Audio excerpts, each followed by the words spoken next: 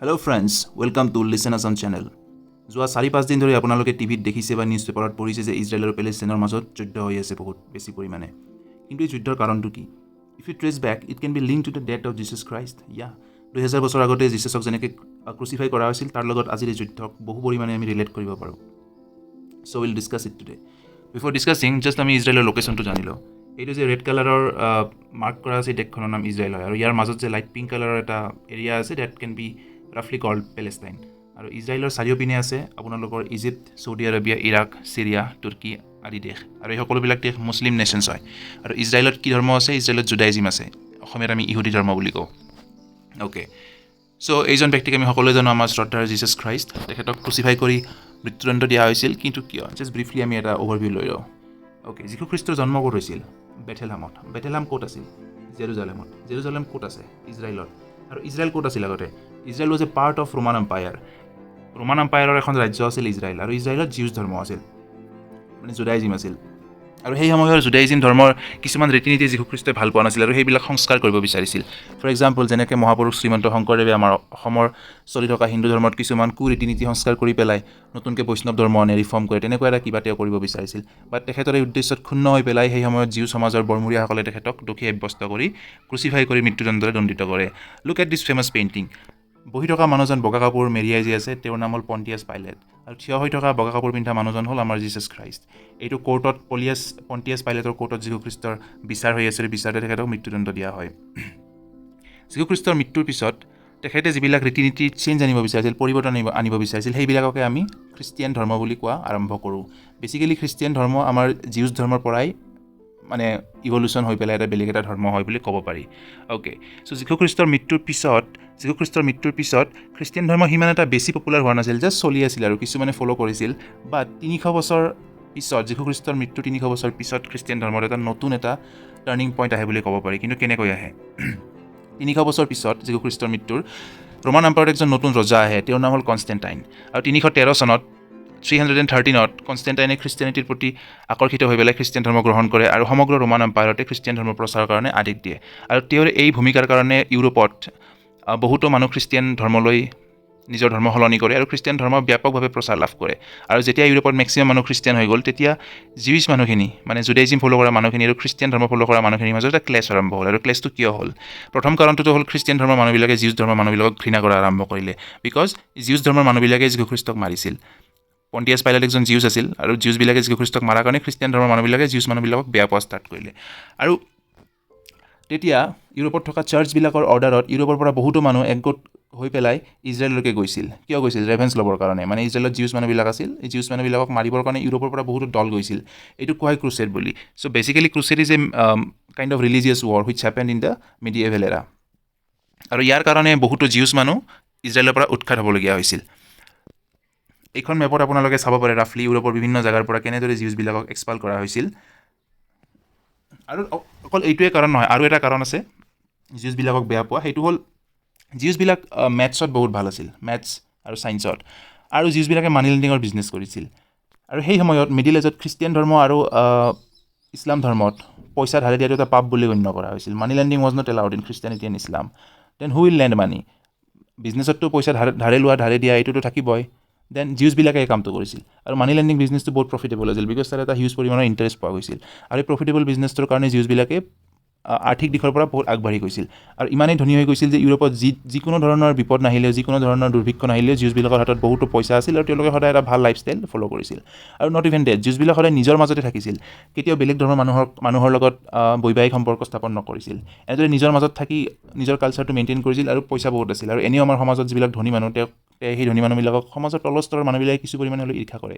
তাতে আকৌ যীশুখ্ৰীষ্টক মৰা যিটো বদনাম, সেইটো জিউছবিলাকৰ লগত আছিল।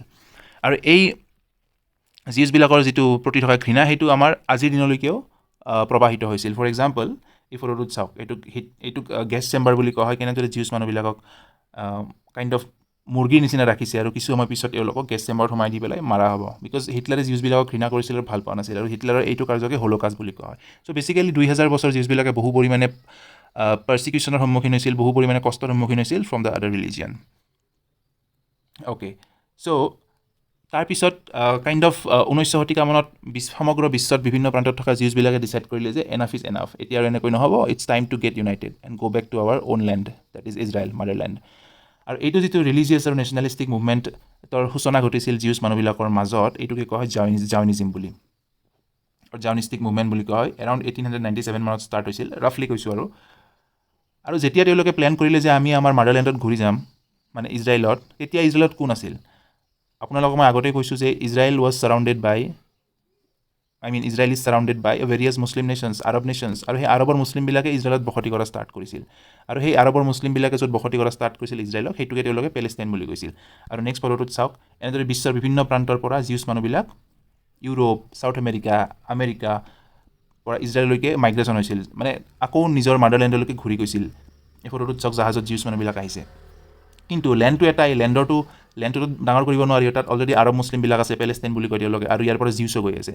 গতিকে সেই জিউছ আৰু আৰব মুছলিমবিলাকৰ মাজত ক্লেছ এটা আৰম্ভ হ'ল, কোনে ইজৰাইলটো ল'ব, কেনেকৈ ল'ব।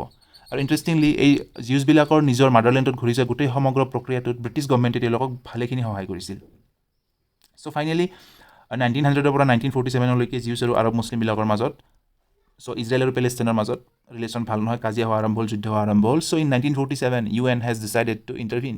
UN 1947ত ক'লে যে okay, enough is enough, now will decide the matter. So' ইয়াত যে গ্ৰীণ কালাৰৰ মাৰ্ক কৰা আছে, এইটো UN ক'লে গ্ৰীণ কালাৰখিনি ইজৰাইলে ল'ব আৰু ৰেড কালাৰখিনি পেলেষ্টাইনে ল'ব, মানে আৰব মুছলিমবিলাকে ল'ব। আৰু মাজত যিটো জেৰুজালেম আছে, এইটো কাৰোই নহ'ব, that will be neutral place. Why it will be neutral place?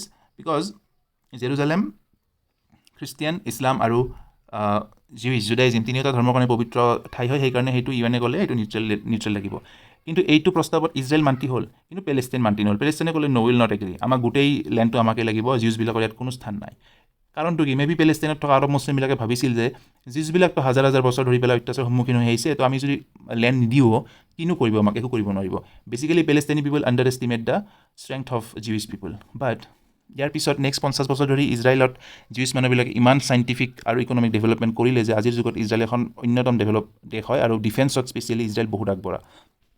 চ' আৰু এটা কথা মই আগতে কৈছোঁ আপোনালোকক যে Israel is surrounded by Muslim nations. So' যিমানবিলাক মুছলিম নেশ্যন যায়, যেনে Israel, Saudi Arabia, then Egypt, then Jordan, then তুৰ্কী, এই সকলোবিলাক দেশেই পেলেষ্টাইনত থকা আৰব মুছলিমবিলাকৰ পক্ষত থিয় দিলে। আৰু বেচিকেলি ইজৰাইল আৰু সেই আৰব মুছলিম আৰু মুছলিম নেশ্যনছবিলাকৰ মাজত কেইবাখনো যুদ্ধ হয়। ইয়াত যুদ্ধবিলাকৰ নাম দিছোঁ, ইজৰাইল ৱাৰ 1948ত হয়, দেন 56ত হয় চুৱেজ ক্ৰাইচিছ, দেন 67ত হয় 6 ডে ৱাৰ, দেন 73ত হয় য়ম কিপুৰ ৱাৰ। এই যুদ্ধবিলাকৰ বিষয়ে ডিটেইলছ ইয়াত ক'ব নোৱাৰোঁ, ভিডিঅ'টো দীঘলৈ যাব। আৰু এই যুদ্ধবিলাকৰ বিষয়ে কুৱেশ্যন UPSCত আগতে আহিছে। এই ফটোটোত চাওক, এইটো 1956ত চুৱেজ ক্ৰাইচিছৰ ফটো হয়, জাহাজবিলাক যুদ্ধত বম চম পেলাই পিনে মানে ডুবি গৈছে আৰু গোটেই চুৱেজ কানালটো ব্লক কৰি গৈছে।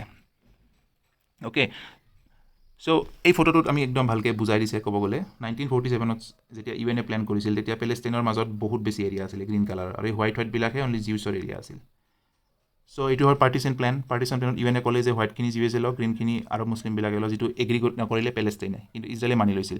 তাৰপিছত 67ত চোৱা যে ইজৰাইল কিমান বেছি এক্সপাণ্ড হৈ গ'ল আৰু পেলেষ্টাইন শ্ৰিংক হৈ গ'ল, সৰু হৈ গ'ল। Basically Israel was expanding because Israel was militarily stronger than Palestine. বহুত কম সময়ৰ ভিতৰত জিউছবিলাকে বেলেগ বেলেগ দেশৰ পৰা ইজৰাইলত ঘূৰি আহি পেলাই যেনেদৰে নিজক এষ্টাব্লিছ কৰিলে, সেইটো একচুৱেলি এটা বহুত আশ্চৰ্যৰ বিষয়, আৰু আমি সেইটো একচুৱেলি তাৰ পৰা আদৰ্শ আৰু অনুপ্ৰেৰণা লোৱা উচিত। আৰু আজিৰ তাৰিখত যদি চাওঁ, গোটেই সমগ্ৰ লেণ্ডটো ইজৰাইলৰ হয়, জাষ্ট এইবিলাক গ্ৰীণ সৰুখিনিহে Palestine, kind of very minimal এৰিয়াত পেলেষ্টাইনৰ মানুহবিলাক বৰ্তমান আছে। অ'কে, চ' পেলেষ্টাইনি পিপুলক ৰিপ্ৰেজেণ্ট কৰা কেইটামান গ্ৰুপ আছে, এইকেইটা নাম আমি জানি থোৱা ভাল। পেলেষ্টাইনক বেচিকেলি PLO বুলি কোৱা হয়, পেলেষ্টাইন লিবাৰেশ্যন অৰ্গেনাইজেশ্যন, 1964ত হৈছিল।